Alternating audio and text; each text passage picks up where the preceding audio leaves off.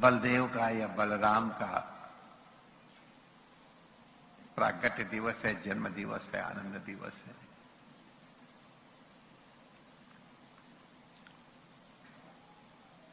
हम लोग सब जानते हैं कि भगवान बलराम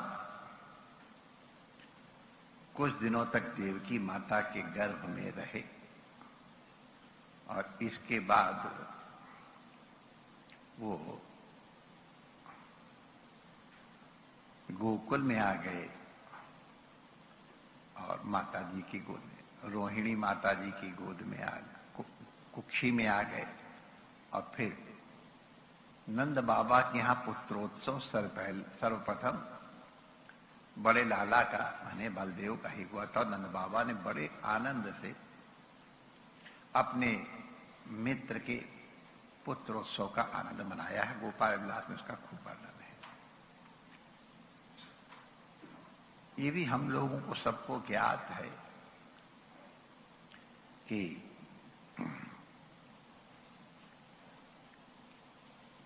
बलदेव जी शेषावतार हैं। भगवान शेष नाग की शैया पर विराजमान होते हैं।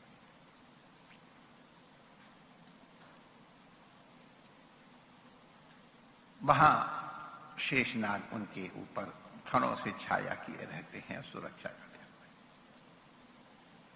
भगवान के व्यूह में ही है वो भी। तो जहां भगवान जाएंगे शेषनाग भगवान को जाना ही है। तो राम जी के जन्म के समय वो लक्ष्मण बन के आए तो उनके मन में ये परिताप था कि मैं यहां छोटा भाई बन के आया, इसलिए मैं राम जी को जो मेरे मन की बात थी वो नहीं करने देने के लिए बाध्य नहीं कर पाया। मैं छोटा भाई, उसलिए आज्ञा माननी पड़ती रही। कृष्ण जन्म का मैं बड़ा भाई बनूंगा, मेरी आज्ञा में तुमको चलना पड़ेगा। तो भगवान ने कहा भैया चलो, हम तो कोई संबंध हमसे बनाओ, हम तैयार हैं। तो इसलिए ये कहा जाता है कि बलदेव दादा पहले आए कि ताकि हम कन्हैया की सेवा कर सकें। भगवान बलदेव दादा की चरण सेवा भी करते हैं और ऐसा लगता है कि बलदेव दादा की आज्ञा भी मानते हैं। लेकिन जब कोई खास बात होती थी तो वो फिर जो हमको करना है वही करना है। श्री सुभद्रा जी का विवाह बलदेव चाहते थे कि राजा दुर्योधन के साथ हो, क्योंकि वो उनका प्रिय शिष्य था। गदा युद्ध दुर्योधन ने बलदाऊ दादा से सीखा था। आखिर बुआ का बेटा, मैंने पारिवारिक संबंध से वो भी तो था, तो बहुत उसको देना चाहते थे। कन्हैया उसको नहीं देना चाहते थे। अर्जुन का प्रेम हो गया तो बलदेव जी ने अपनी इच्छा के विरुद्ध कृष्ण के समझाए जाने मान लिया और अर्जुन के पास खूब बढ़िया दहेज इत्यादि भेज दिया। बलदाऊ दादा चुपचाप स्वीकार कर ले गए। उदाहरण महाभारत के समय भी कोई न कोई ऐसी घटना बना करके उनको वहां से हटा दिया कि कहीं ये महाभारत के युद्ध में कोई अलग प्रकार की परिस्थिति उत्पन्न न कर दे। तो सबही नचावत राम गोसाई, तो ही हमारा कन्हैया भी नचाता सबको खुद ही है। दिखाई तो पड़ रहा है कि वो नाच रहा है, लेकिन खुद नाच के भी दूसरों को नचाता है। तो हमारे बलदाऊ दादा का आज जन्म दिवस है और ये शेषनाग के अवतार हैं। भगवान की सेवा आज का वह पूरब में अपने पुत्र की रक्षा के लिए भी मनाया जाता है और पुत्र की प्राप्ति के लिए भी पूरब में माताएं इस व्रत को धारण करती हैं। झूठ से के प्रायश्चित के लिए कुछ ऐसी घटनाएं हुई थी, फिर भगवान की दया से वो ठीक हो गया था। तो इसलिए हमारी मछली की भी जीवन की रक्षा हो गई। तो ये शेषावतार है और सदैव जीव का कल्याण करते हैं। कृष्ण जन्म भी किया है, भगवान की कीर्ति पताका के ध्वज के रूप में है। और वैसे भी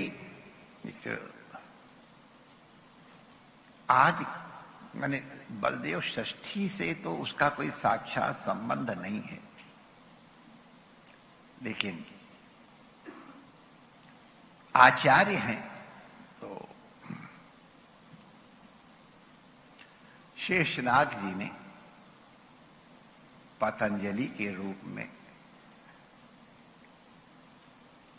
पातंजल योग दर्शन का उपदेश दिया है। ये मन के रोगों के, अंतःकरण के रोगों को निवारण के लिए और चित्त को समाहित करने के लिए योगा चित्त वृत्ति निरोधा, यही परिभाषा है। ये भगवान पतंजलि के रूप में शेषनाग आए तो उनका योग सूत्र है।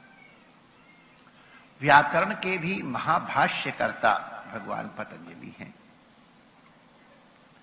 अति संक्षेप में ये पतंजलि महाभाष्य की घटना हम इसलिए बताना चाहते हैं कि किस प्रकार श्रवण करना चाहिए, उसकी मर्यादा है। भगवान पतंजलि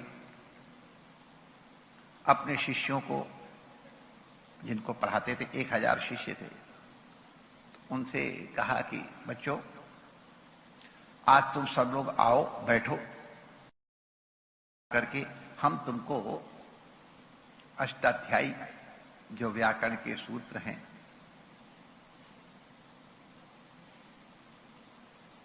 उसके ऊपर महाभाष्य श्रवण कराएंगे। मैं यवनिका के पीछे बैठ करके, यवनिका माने पर्दे के पीछे बैठ करके महाभाष्य का उच्चारण करूंगा और आप सब लोग उसको सावधानी से श्रवण कर लेना, दत्तचित्त होकर के, यवनिका के पीछे मत आना। अब भगवान की लीला को क्या कहा जा सकता है?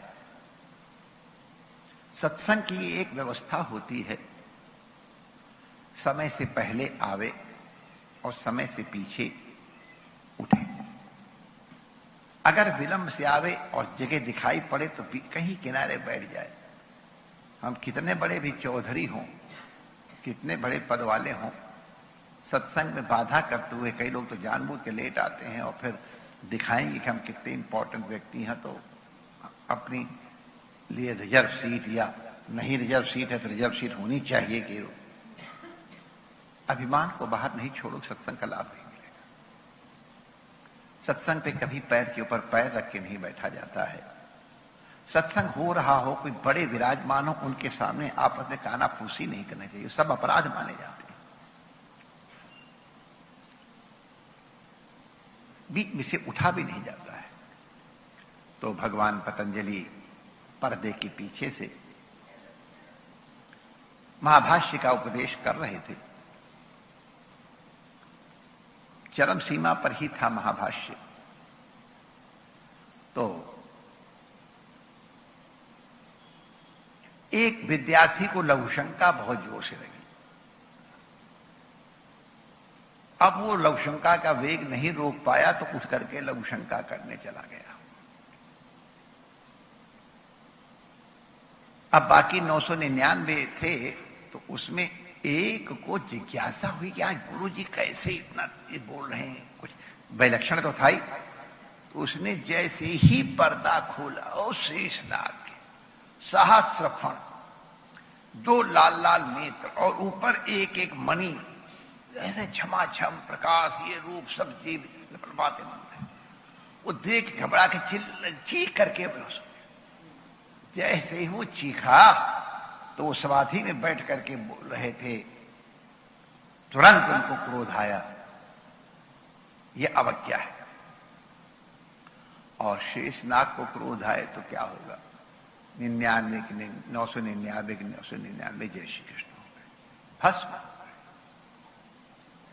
शांत हो गए, शेषनाग समाहित हो रहे थे। तब तक वो जो लोग शंका करने गया था वो आगे प्रणाम करने देखा, यहां तो सब श्मशान हो रखा, दंडवत।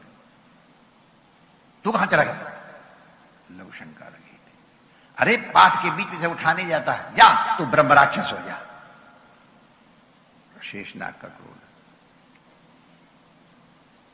चरणों में गिर पड़ा तो साधु का, ब्राह्मण का क्रोध कितना, जैसे ही चरणों में गिर रखा, अच्छा ठीक है। उन्हें कहा महाराज ब्रह्म राक्षस की तो बहुत लंबी आयु होती है, मैं कैसे दिन बिताऊंगा इतना? तो उनका अच्छी बात है, तुम्हारी बुद्धि ठीक रहेगी, तुम ब्रह्म राक्षस तो हो जाओगे, लेकिन तुम किसी को ये महाभाष्य पढ़ा देना, जो पाणिनि व्याकरण का विद्वान हो, उसको तुम महाभाष्य पढ़ा दोगे तो तुम्हारे ब्रह्म राक्षसत्व से मुक्ति हो जाएगी। और अपने यहां भी ये कहावत है, अगर किसी को विद्या आती है और कोई विद्या पढ़ने आया है, तो अगर उसको न पढ़ाया जाए तो इसी प्रकार का प्रत्यवाय होता है। तो खैर ये ब्रह्म राक्षस बनकर के बैठ गया और उधर से ताके रोज रोज पंडित कहां आते हैं, कोई पंडित आवे तो वो पाणिनि व्याकरण का विद्यार्थी है कि नहीं, तो कोई प्रश्न पूछते थे, पचेर निष्ठायाम के रूप में एक इशारा करे आप लोग, तो पक्तम और पक्वम दो रूप बनते हैं। तो उसी से निर्णय हो जाता कि कौन पतंजलि का व्याकरण अनुसरण करता है, कौन नहीं करता है। ज्यादातर के तो ब्रह्मराचार्य आवाज सुने तो वैसे कपड़े ही खराब हो जाएंगे, कोई भाग जाए और कोई दूसरा। बहुत दिनों की प्रतीक्षा के बाद एक कोई योग्य आया, विद्यार्थी या विद्वान, उसने उत्तर दिया, संतुष्ट हुए ब्रह्म राक्षस महोदय, और उनका तुम महाभाष्य पढ़ोगे? उनका तुम ब्रह्म राक्षस सब मनुष्य हमारी बोली अलग है। उनका ठीक है, मैं पत्तों में लिख लिख करके दूंगा, ऐसे छेद से लिख दूंगा, वो पत्ते तुम लेकर के पढ़ लेना, मेरा आशीर्वाद है, तुमको महाभाष्य पूर्ण ज्ञान हो जाएगा। लिख करके देने लगे, धर धर धर धर ऊपर लिख करके फेंकते जाए, उनको कि देने लगे। वो एकत्रित करके पढ़ रहा था, बीच में एक बकरी आ गई, वो थोड़े पत्ते खा गई, वो जो पत्ते खा गई वो रह गया हिस्सा। तो इसीलिए उसमें महाभाष्य में कहीं लिखा हुआ है अजाभक्षितम एतत्, बकरी खा गई है। अब ये इसका तात्पर्य हमारे विद्वान लोग और कुछ लगाते हैं, लेकिन हम ये कह रहे हैं। फिर उसने जब विद्या पढ़ा दी तो वो ब्रह्म राक्षसत्व से मुक्ति हो गई। और हम लोगों को श्री पतंजलि महाराज का प्रसाद महाभाष्य, विश्व में केवल एक ही महाभाष्य, बाकी सब भाष्य है, ये महाभाष्य की प्राप्ति हुई शेषनाग भगवान के अनुग्रह से। तो ये चीज हमने कथा इसलिए श्रवण कराई, तो उन्होंने काया के लिए भी, मन के लिए भी और वाणी के लिए, तीनों के लिए आयुर्वेद के भी ग्रंथ उन्होंने रचा, प्रामाणिक योग दर्शन भी करा और व्याकरण महाभाष्य का भी प्रणयन किया, तीनों प्रकार के रोग से विमुक्ति के लिए, दोषों की विमुक्ति के लिए। उन्हीं पतंजलि जी का भगवान श्री। तो ये कथा हमने इसलिए श्रवण कराई कि लोग सत्संग को एक खेल तमाशा न समझें, एक मर्यादित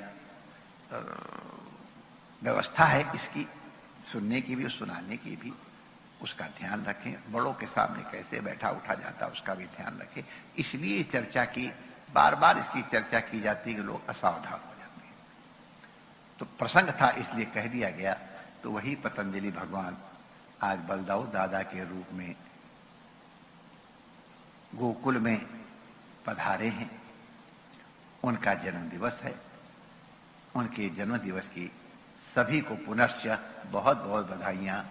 परमात्मा आपका मंगल करे। जय श्री कृष्ण।